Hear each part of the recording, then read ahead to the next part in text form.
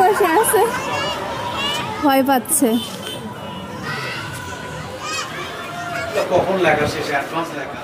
আসসালামু আলাইকুম, আশা করি আপনারা সবাই ভালো আছেন আর আমরাও আছি আলহামদুলিল্লাহ ভালো।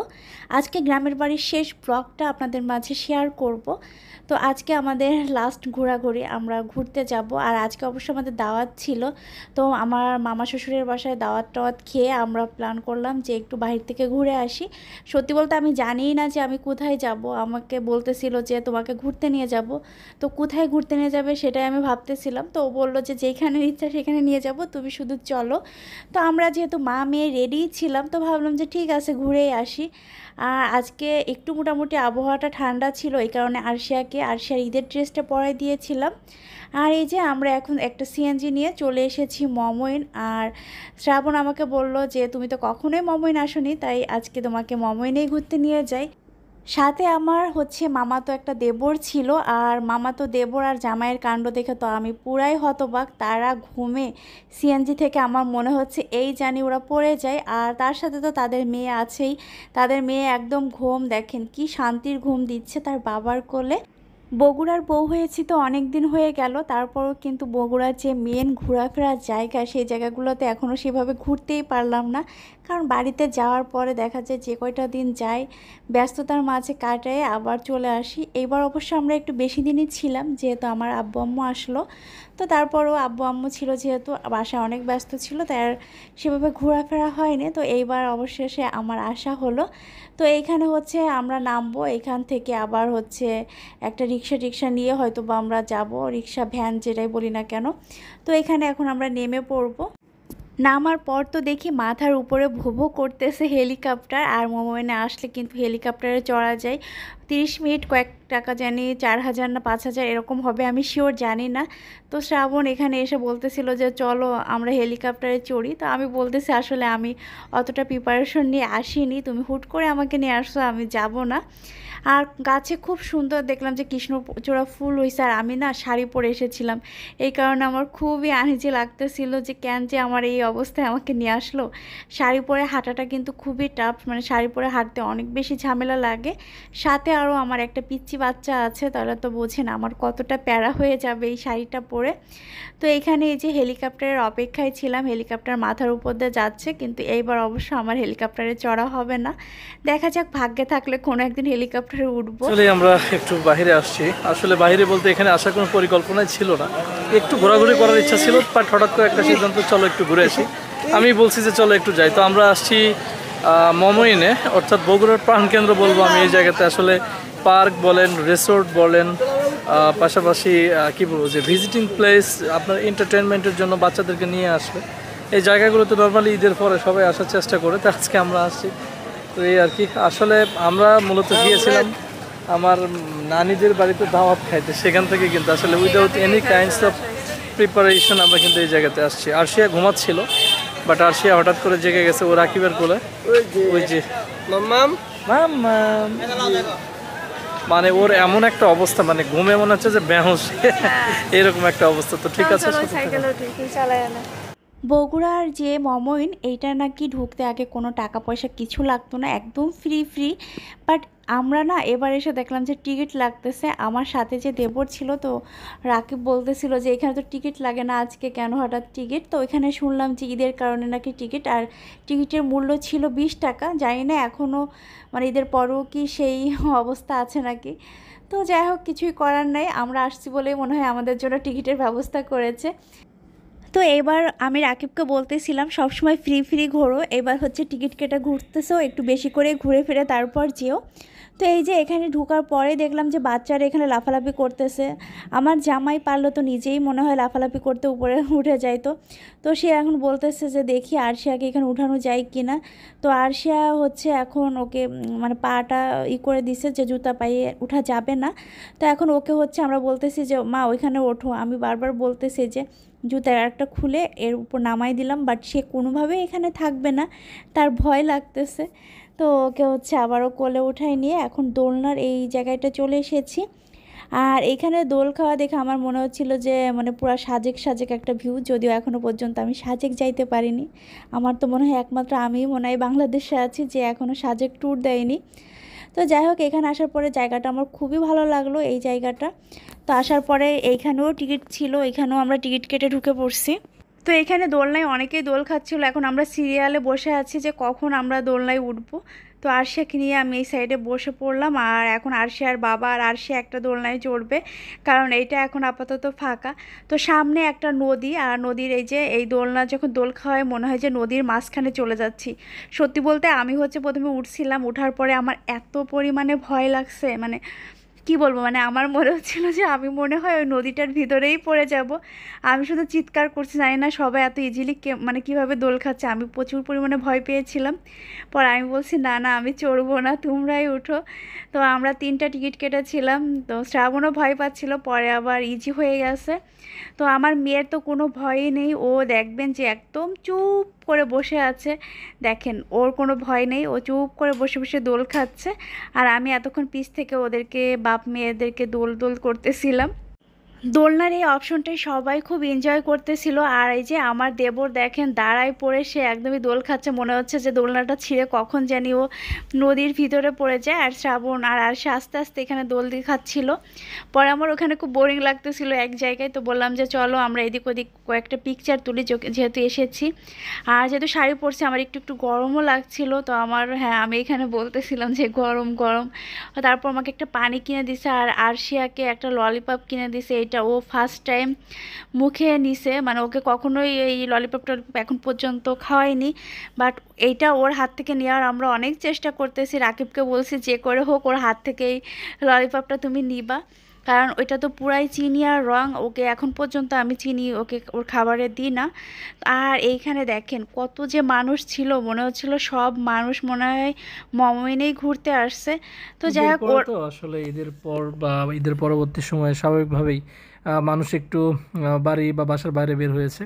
তো এখানকার যতটুকু মানে ঘুরেছি আমরা, ভালো লাগছিল। আর এই যে দেখতে পাচ্ছেন পানির ফোয়ারা, বা এটা মানে একটা অন্যরকম মাত্রা যোগ করতেছিল, কারণ গরমের মধ্যে একটু ঠান্ডা ঠান্ডা ভাব ছিল এটার পাশে। না, পানির শব্দ শুনলে না এটা মানসিক শান্তি মনে হয়, যে পানির শব্দ বা ঠান্ডা কিছু খাইলে মনে হয় যে একটু জন্য হইলো, একটুক্ষণের জন্য হইলো মনে হয় যে একটু ঠান্ডা ঠান্ডা অনুভূতি হচ্ছে।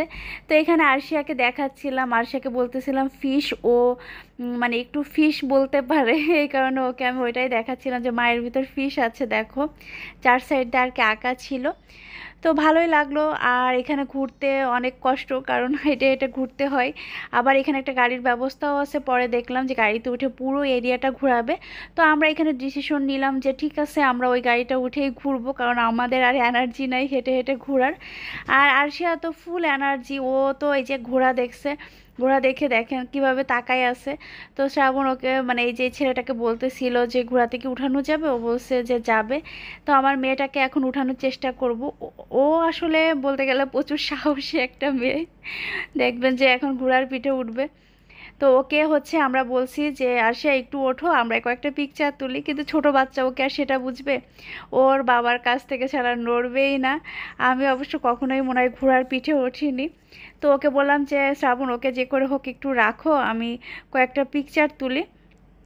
তো শ্রাবণ বলতেছে ঠিক আছে ঠিক আছে, পিকচারটা তুলে নিয়ে। আর ছোটো পিচ্চি, ওর চেহারাটা দেখে না খুব মায়া লাগতেছিল, এই যে ঘুরানে দাঁড়ায় আছে কত সুন্দর। ও শ্রাবণ ওকে টাকা দিতে চাইছিল, পরে বলল যে দাঁড়াও একটু ছবি তুলে তোমাকে দিই। তো ও এখানে বলতেছে ঠিক আছে, ও এই যে দাঁড়ায় আছে, আর আমরা এখানে কয়েকটা পিকচার ক্লিক করলাম।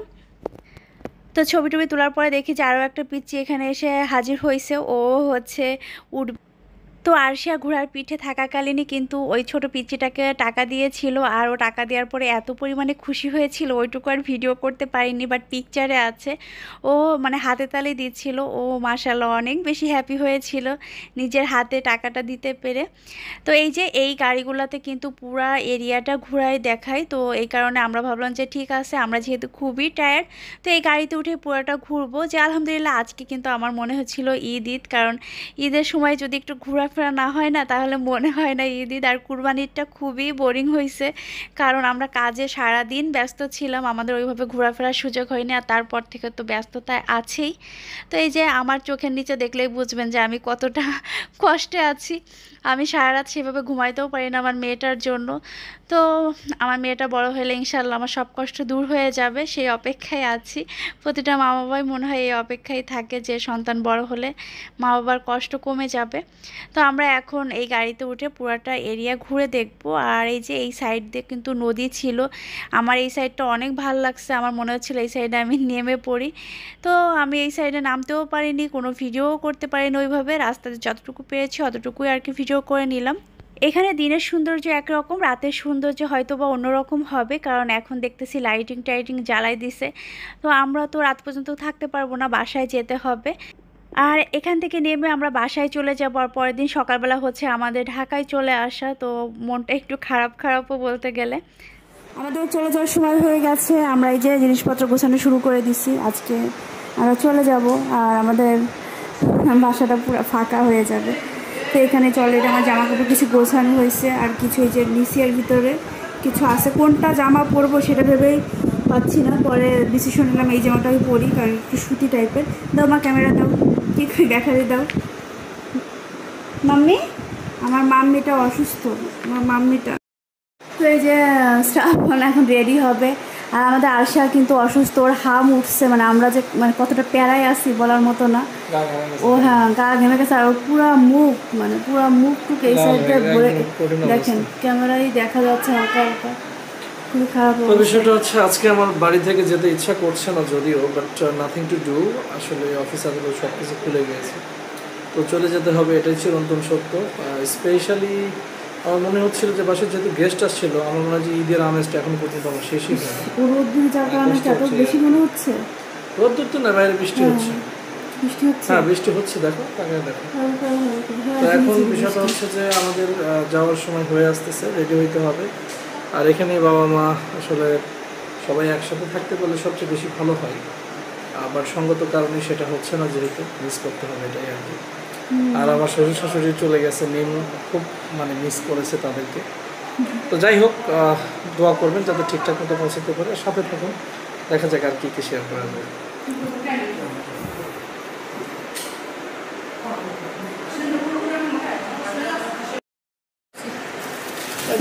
জিনিসপত্র বের করা হচ্ছে, এই যে ওগুলো না, এই যে এটা দেখেন, এটা তো খাসির মাংস কোনটা ছিল, বের করেন, ওই দুটো বের করেন। দাঁড়ান কিছুক্ষণ খোলা থাকুক, মা বন্ধ করে আগে আমরা রেডি হয়ে নিই, তারপর বের করলেও হচ্ছে। এখন যেহেতু বের হচ্ছে না, তাই না, একটু খোলা থাকলে ছেড়ে যাবে না। বাহিরের ওয়েদারটা ঝিরিঝিরি বৃষ্টি হচ্ছে। চলো চলো এখানে আসো।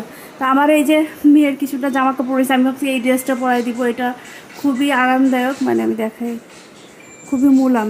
আর যেহেতু এখন ওর গায়ে এই যে হাম উঠছে, তো একটু মুলাম জাতীয় জিনিস পরাইলে ও শান্তি পাবে। দাও মা, দাও মা, এটা আমার পায়জামা দাও। পায়জামাটা একটু ভিজা, শুকানোর জন্য রাখছি। আর এইগুলা একদমই ভিজা, আর সে আর ওইগুলো আমরা নিব না, এগুলো থাকবে। তো যাক, আমাদের এই বাসায় কিন্তু এবার এসি লাগানো হয়েছিল গরমের কারণে, বাট এইবার হয়েছে কি খুব বেশি একটা গরম পড়েনি, আল্লাহর রহমতে ভালোই ওয়েদার ছিল। তো এসির এই যে আউটডোরটা এইখানেই লাগানো হয়েছে। আর আরশিয়া এখানে এসে যে ওইখান থেকে পানি নিয়ে এনে সে মুখে লাগায়। পচা মেয়ে মুখে লাগা, এখন মুখ মুছতেছ? আচ্ছা ডাকে, মুখ মুছতেছে। ও হচ্ছে ওইখানে যাবে, যে পানিটা থাকে ওইটা ও ধরবে, এখনই পড়তো। কি করছে আরশিয়া? আরশিয়া কি করছে? আস্তে আস্তে আস্তে আস্তে আস্তে, বাচ্চাটা আসো। তো আমরা এখন চলে যাচ্ছি। সত্যি বলতে আমার শ্বশুর বলে গ্রামটা কিন্তু অনেক সুন্দর, একদম আমাদের বাসার সামনে এই সুন্দর মাঠ, খুব মিস করবো। শ্রাবণ বাসা মিস করবো না? সত্যি বলতে শ্রাবণ সকালবেলার থেকেই বলতেছে ওর যাইতে ইচ্ছা করতেছে না, কিন্তু কিচ্ছু করার নাই, আমাদের যাইতেই হবে। টিকিট অনেক কষ্ট করে আমাদের বাসের টিকিট ম্যানেজ হয়েছে। বৃষ্টি হয়ে কাদা হয়ে অবস্থা খারাপ। তুই আমাকে নিবে? ফোনটা সবাই সবই লিস। মাছ মাছ আঁকিতে মাছ থাকলো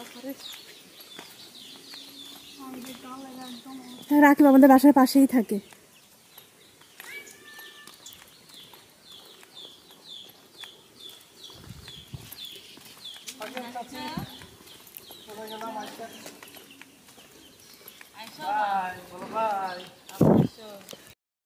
মা থাকেন তাইলে যায়েন। চাচি চাচা ঢাকায় আসেন, আমাদের তো আসতেই হবে। যায়েন আপনারা সবাই, তোমরা সবাই থাকো।